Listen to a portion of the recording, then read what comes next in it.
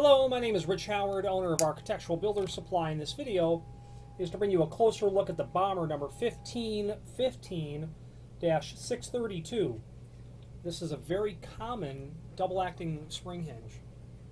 The 1515, its smaller sibling, the 1514, are very common, as is all the 3029 series of double-acting spring hinges from Bommer, but 1515 seems to be installed everywhere I look. Specifically, the 1515, let's talk about what it's designed for. First of all, it's double-acting. This is a double-acting spring hinge. Okay, we'll go over what these leafs are all about shortly. This is specifically intended for, and really the most crucial thing to know when you order double-acting spring hinges. Well, a couple of things. First of all, first and foremost, how thick is the door? The 1515 is specifically for doors 1 1/8 to 1 1/2 thick. Any thinner than that, this is not the right hinge. Any thicker than that, this is not the right. So if you know that you are in that door range, so far so good.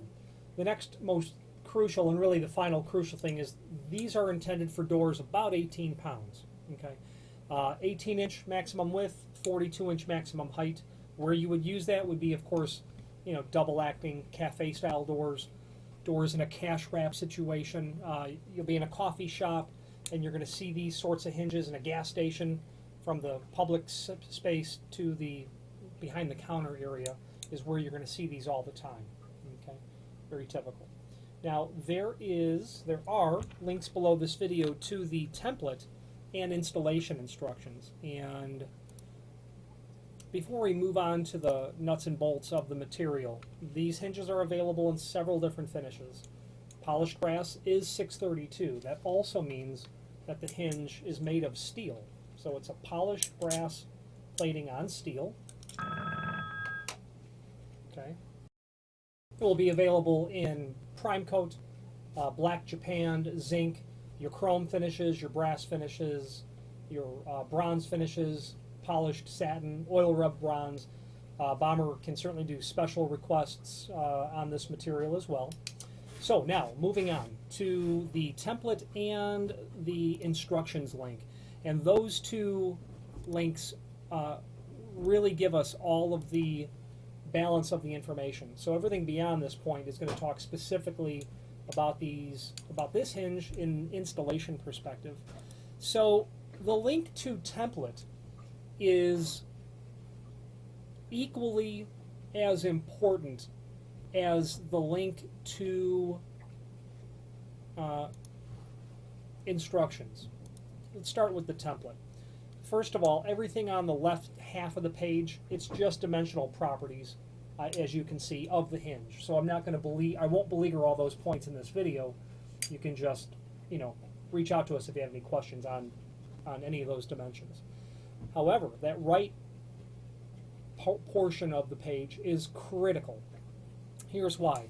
It basically gives you the formula by which to determine the net size of the door, or maybe the clear opening of the frame, or both. So what this is giving you is, in the upper right hand corner, frame opening for single doors, mortised.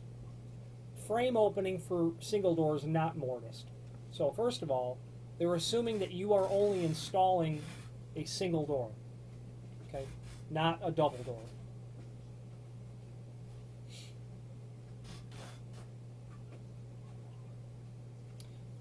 We'll talk about that shortly. The mortised and not mortised is helping determine what the dimension will be based on whether or not you are taking the door leaf, which is the leaf here in the center of the hinge, and whether you're going to mortise it flush or you're going to surface mount it. If you're going to mortise it, you're going to see that your mortise is 0.187. Pardon me, your mortise is 0.187, 3/16, and that allows you to accomplish an 1/16 of an inch margin between the jamb and the door. So if you're going to mortise this leaf, you're going to mortise it 3/16 deep, get that hinge placed onto the mortised edge of the door, and then you're going to have a 1/16 of an inch, which is really just the frame plate itself and the edge of the door. That's a very nice tight margin. It's very commonly not mortised as well. If that's going to be the case, then you have to allow a 1/4 inch.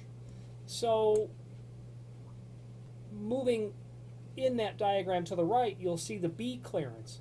That B clearance is 1/8 of an inch, 0.125. Here's what all of that means. You're going to have an opening, or maybe you don't.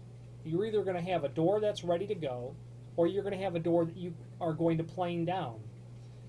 You have to determine where you're going to start from. Here's an example. You have a cased opening frame. It's 16 inch. Okay? You're going to install this door into that opening.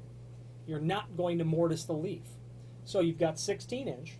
You're going to deduct the 1/4 inch that you need for a not mortised leaf. That's the A side. Well, they're not calling it the A side. Are they? Not directly. We'll just call it the hinge side. So 16 less a 1/4, less 1/8 of an inch for the B side. Okay? So that's going to give you 15 5/8. So, or you've got a door and you can't plane it down and you're going to build a frame around it. Let's say your door is 16 inch wide, and you are going to mortise the hinge into the door. So your door is 16 inch. You're going to add 1/8 of an inch for the clearance. You're going to add a 1/16 of an inch for the margin on the hinge side because you are going to mortise it. So your inside frame dimension width needs to be 16 3/16. That's how they go about doing that.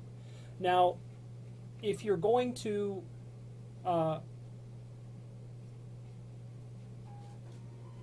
backing up, your B dimension has two different variables. All of my 1/8 of an inch preparation allowance is based on a radiused edge door. If you're going to have a square edge door, you'll have to increase that to a 1/4 inch. Now, they don't give any math. We're going to talk about the radiused edge in a moment. They don't give any math on the template in order of doing pairs of doors, and pairs of doors are obviously very common. In my experience, and that dimension needs to be based on the door thickness, but it's so, because you're only dealing with a 7/8 to 1.5 inch thick door, right? I would basically take my dimension and add 1/8 of an inch if you're going to use square edge doors. So, if you've got a pair of square edge doors, you need to allow a square edge door to be able to clear each other. I'd say 1/8 of an inch between the two doors is going to be adequate. So keep that in mind. Now, the hinge side of the door will not be radiused. That will always be square. And if you were to mortise the leaf, you can achieve a very tight margin, a 1/16 of an inch.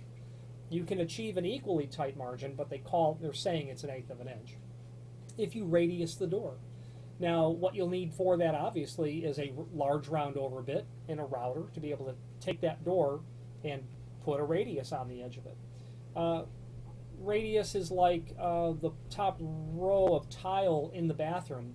That's bull-nosed. If you did a double bull-nose, that would be a radius. Okay, I've radiused doors what seems like countless times, so if you have any questions on how to go about doing that, please feel free to reach out to us. But it's basically, for me, it's a higher horsepower router, table router, with a large round over bit. And that large round over bit is based on the door thickness that I'm dealing with.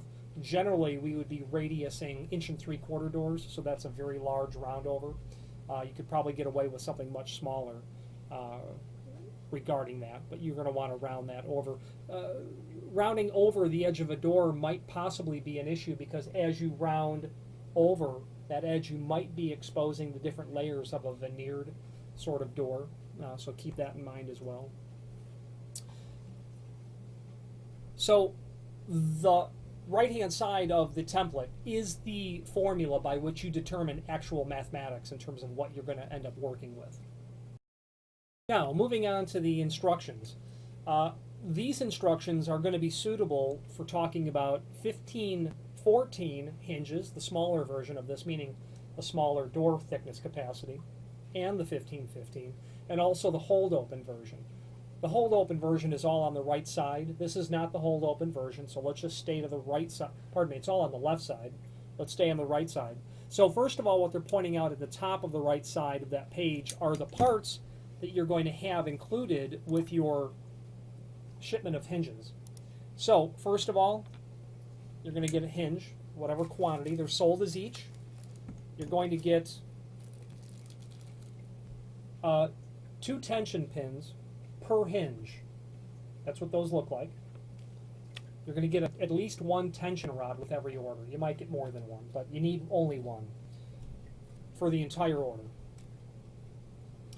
Now, step 1, and it's common among Bommer's product line to not have all of the information on one page, or at least to have to physically measure the hardware to come up with some of the information. Here's what I mean. Well, we'll get to it in step 2. Step 1 is after you've gotten the hinge installed and the door attached, they're showing you how to set the tension. Now, the tension, step 1 is showing if your hinge comes preset with tension on it. So should you already have some tension set, you're going to insert your tension rod and simply remove your tension pin. Step 2 is that reference to all the information not being on one page. They're showing you that the mortise height is 2 1/4 for the door flange, for the door leaf. Step 3, after you've mortised it, and you're going to mortise it clear through the edge of the door. You're going to make a straight cut out, okay, and then come back in your door and then mortise that out. Step 3 shows that you're attaching this leaf to the edge of the door. Step 4, screw the jamb flange directly to the surface of the jamb. The leaf back here, that's just surface mounted, right to the cased opening frame is what that is. So my palm is the jamb, and my fist here is the door. Okay, that's step 4. And you're going to want to center the hinge in the center of the jamb. You don't have to, but what you have to do is make sure that the vertical axis of pivoting of these hinges is plumb. That's crucial. Now, step 5 is the final step, really, in all of this. That's setting the tension. Place door in closed position. The door is probably going to sag a little bit without having any tension on it. Push the door or place it in the closed position. Apply tension to each spring and release the tension pins if it's already set from the factory. It generally is not. Adjust tension as required. Do not apply tension past the 3rd hole of the tension collar. Otherwise, the light spring in this hinge will distort. Here's what all that means. They are assuming that you're installing the hinge with the tension collar towards the top of the door, not towards the bottom. You can do it towards the bottom, and quite frankly, if you have a pair of doors, they will recommend on other hinges that one door tension collar up, the other door tension collar down. For purposes of this example, you will rotate the tension rod clockwise when the tension collar is up. Do not exceed 3 holes and insert your tension pin, one of these little pins, and that will set the tension. You'll do that equally on each leaf. Set 1 hole on each. Test your door operation. Be very careful when there's light tension on the springs, because the door will become somewhat elliptical in its opening. You don't want it to crash into the wall. And then set the tension as you go about doing it. One interesting thing in the lower right-hand area, too, is a reference to the thickness for the 1514. That shows that that door that hinge is going to be for 7/8 to 1 inch thick doors is where that's going to be. And if you've got that sort of thickness, that'll be the hinge that you want. The last thing I'd like to point out to you is the Bommer logo.